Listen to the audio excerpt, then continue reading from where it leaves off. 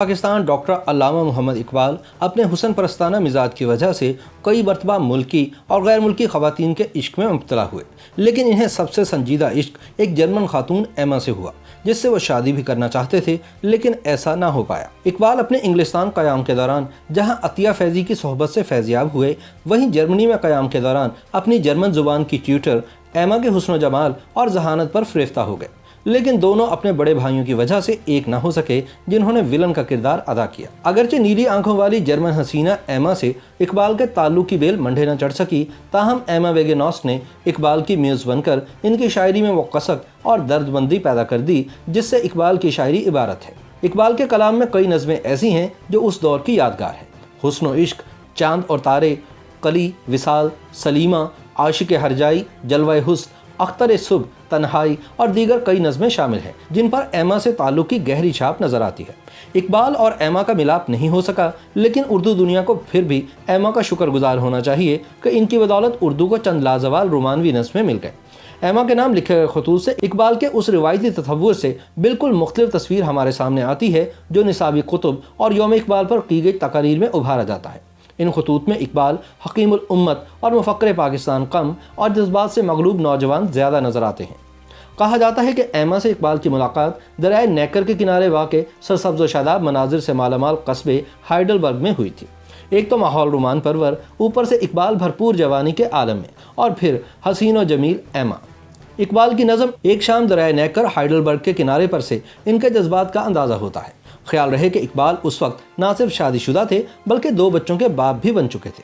یہ الگ بات ہے کہ 18 برس کی عمر میں والدین کی پسند سے کریم بی بی سے ہونے والی اس شادی سے اقبال سخت ناخوش تھے۔ ایک خط میں انہوں نے لکھا کہ میں اپنے والد صاحب کو بتا چکا ہوں کہ انہیں میری شادی طے کرنے کا کوئی حق نہیں تھا۔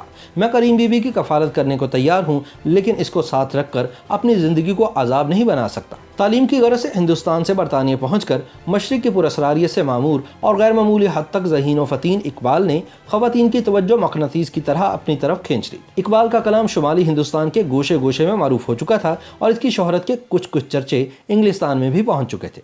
ان سے متاثر ہونے والی انہی خواتین میں سے ایک روشن خیال اور نڈر خاتون عطیہ فیضی تھی۔ اگرچہ بعض لوگوں نے خیال ظاہر کیا ہے کہ شاید اقبال عطیہ کی محبت میں گرفتار ہو گئے تھے، لیکن حقیقت یہ ہے کہ ان کی عطیہ سے دوستی فکری سطح پر تھی اور اقبال ان سے فلسفیانہ مباحث کیا کرتے تھے۔ عطیہ کے نام لکھے گئے خطوط کا اگر جرمن حسینہ ایما کے نام خطوط سے موازنہ کیا جائے تو فرق رات اور دن کی طرح واضح ہو جاتا ہے۔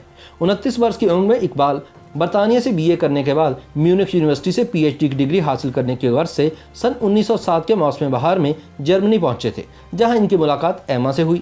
ایما 26 اگست سن 1879 کو دریائے نیکر کے کنارے واقع قصبے ہائلبرون میں ایک بزنس مین کے گھر پیدا ہوئی۔ ان کی 3 بہنیں اور 2 بھائی تھے۔ نیلی آنکھوں اور کالے بالوں والی 27 سالہ ایما اقبال سے عمر میں 2 برس چھوٹی لیکن قد میں 1 انچ لمبی تھی۔ ایما کی صرف ایک ہی تصویر دستیاب ہے۔ کہا جاتا ہے کہ ایما کی مادری زبان جرمن تھی، لیکن وہ یونانی اور فرانسیسی زبان سے بھی خوب واقف تھیں۔ اس کے علاوہ انہیں فلسفے اور شاعری سے بھی خاص شغف تھا، اور یہی ان کے اور اقبال کے درمیان وجہ اشتراک بھی ہے۔ اقبال کے خطوط سے پتہ چلتا ہے کہ انہوں نے ایما کے ساتھ مل کر مشہور جرمن شاعر گوٹے کو بھی سبکن پڑھا تھا۔ یونیورسٹی سے فارغ التحصیل ہونے کے بعد ایما نے مقامی بورڈنگ ہاؤس میں ملازمت اختیار کر لی، جہاں وہ بین الاقوامی طلباء کو جرمن زبان سکھاتی تھیں اور اس کے بدلے میں انہیں مفت طعام و قیام فراہم کیا جاتا تھا۔ ایما سے ملنے کے بعد عورتوں کے حوالے سے اقبال کے خیالات میں واضح تبدیلی آئی۔ ایک خط میں وہ لکھتے ہیں کہ انگریز عورت میں وہ نسائیت اور بے ساختگی نہیں جو جرمن عورت میں ہے۔ جرمن عورت ایشیائی عورت سے ملتی ہے، اس میں محبت کی گرمی ہے۔ انگریز عورت میں یہ گرمی نہیں۔ انگریز عورت گھریلو زندگی اور اس کی بندشوں کی اس طرح شائدہ نہیں جس طرح جرمن عورت ہے۔ لندن میں اقبال کی دوست بننے والی عطیہ فیضی نے اپنی کتاب میں لکھا کہ اقبال جرمنی میں قیام کے دوران یہاں جرمن زبان سیکھنے کے علاوہ رقص، موسیقی، کشتی رانی اور ہائکنگ کے درس بھی لے رہے تھے۔ اپنی تصنیف میں عطیہ نے ایک دلچسپ واقعے کا ذکر بھی کیا جس سے ظاہر ہوتا ہے کہ محبت کا یہ معاملہ یک طرفہ نہیں تھا، بلکہ ایما بھی اقبال کو ٹوٹ کر چاہتی تھی۔ ایک بار ایما اوپیرا گا رہی تھی تو اقبال نے ساتھ گانے کی کوشش کی، لیکن چوک گئے اور سخت شرمسار ہوئے۔ شاید ایما کو بھی اس کا احساس ہوا اور اسی رات انہوں نے عطیہ سے درخواست کی کہ وہ انہیں کوئی ہندوستانی گیت سکھا دے۔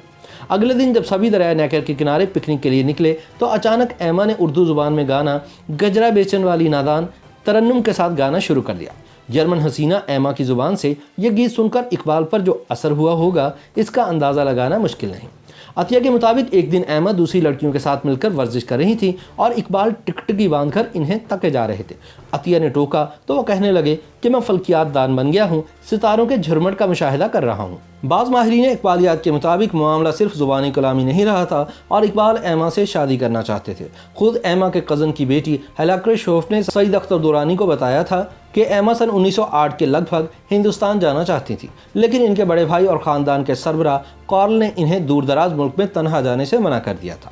دوسری طرف اقبال ہندوستان لوٹنے کے بعد بڑی شدت سے یورپ واپس جانا چاہتے تھے، جس کا اظہار انہوں نے نہ صرف کئی بار ایما سے بھی کیا بلکہ عطیہ کو لکھے گئے خطوط میں بھی اس کا اندیا ملتا ہے۔ لیکن جس طرح ایما کے بڑے بھائی ان کے ہندوستان جانے کی راہ میں آڑے آ گئے، تقدیر کی ایک عجیب ستم ظریفی کی روح سے بالکل اسی طرح اقبال کے بڑے بھائی ان کے واپس ولایت جانے میں رکاوٹ بن گئے۔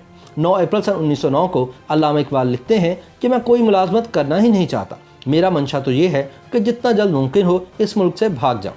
سبب آپ کو معلوم ہے، میرے اوپر اپنے بڑے بھائی کا اخلاقی قرض ہے جو مجھے روکے ہوئے ہے۔ اخلاقی قرض یہ تھا کہ اقبال کی تعلیم کے اخراجات ان کے بھائی نے ادا کیے تھے اور وہ یورپ سے آنے کے بعد انہیں یہ رقم لوٹانا چاہتے تھے۔ اقبال ایما کو لکھتے ہیں کہ کچھ عرصے بعد جب میرے پاس پیسے جمع ہو جائیں گے تو میں یورپ کو اپنا گھر بناؤں گا، یہ میرا تصور ہے اور میری تمنا ہے کہ یہ سب پورا ہوگا۔ تاہم یہ تصور اور یہ تمنا ناکام حسرت بن گئی۔ اقبال کی زندگی کا یہ حصہ سخت مالی مشکلات سے نمٹتے ہوئے گزرا۔ اس تمام عرصے کے دوران ایما کی یاد ان کے دل سے کبھی محو نہ ہو سکی۔ وہ اکثر کہتے تھے کہ میں جسمانی طور پر ہندوستان میں تو آ گیا ہوں، لیکن میرا دل جرمنی میں ہی رہ گیا ہے۔ اقبال نے ایما ویگناس کو کل 27 خطوط ارسال کیے تھے، جن میں سے اکثر جرمن زبان میں تھے۔ ایک خط میں اقبال بڑی حسرت سے لکھتے ہیں، مجھے وہ زمانہ یاد ہے جب میں آپ کے ساتھ مل کر گوئٹے کا کلام پڑھا کرتا تھا، اور میں امید کرتا ہوں کہ آپ کو بھی وہ خوشیوں بھرے دن یاد ہوں گے جب ہم ایک دوسرے کے اس قدر قریب تھے۔ میں زیادہ لکھ یا کہہ نہیں سکتا، آپ تصور کر سکتی ہیں کہ میری روح میں کیا ہے۔ میری بہت بڑی خواہش ہے کہ میں دوبارہ آپ سے مل سکوں۔ ایک اور خط میں اقبال نے لکھا، میں بے تابی سے اس وقت کا منتظر ہوں جب میں دوبارہ آپ سے آپ کے وطن میں مل سکوں گا۔ میں یہاں بالکل اکیلا رہتا ہوں اور خود کو بڑا غمگین پاتا ہوں۔ ہماری تقدیر ہمارے اپنے ہاتھوں میں نہیں ہے۔ ایما سے ملاقات کے 24 برس بعد سن 1931 میں گول میز کانفرنس کے لیے جب اقبال لندن گئے تو اس وقت بھی انہوں نے جرمنی جا کر ایما سے ملنے کی کوشش کی تھی، لیکن اس وقت تک پلوں کے نیچے سے بہت سا پانی بہہ چکا تھا۔ اقبال نے 2 مزید شادیاں کر لی تھیں اور ان کے بچے بھی جوان ہو گئے تھے۔ ملاقات نہ ہو سکی۔ دوسری جانب ایما نے بھی اپنے دل میں اقبال کے سوا کسی کو جگہ نہ دی۔ ایما نے عمر بھر شادی نہ کی اور سن 1947 کو ریٹائرڈ ہونے کے بعد گھر کی ہو کر رہ گئی۔ اقبال نے 21 اپریل سن 1938 کو وفات پائی، جبکہ ایما اقبال کی وفات کے بعد مزید 26 برس زندہ رہیں اور پھر 85 برس کی عمر میں سن 1964 کو وفات پا گئیں۔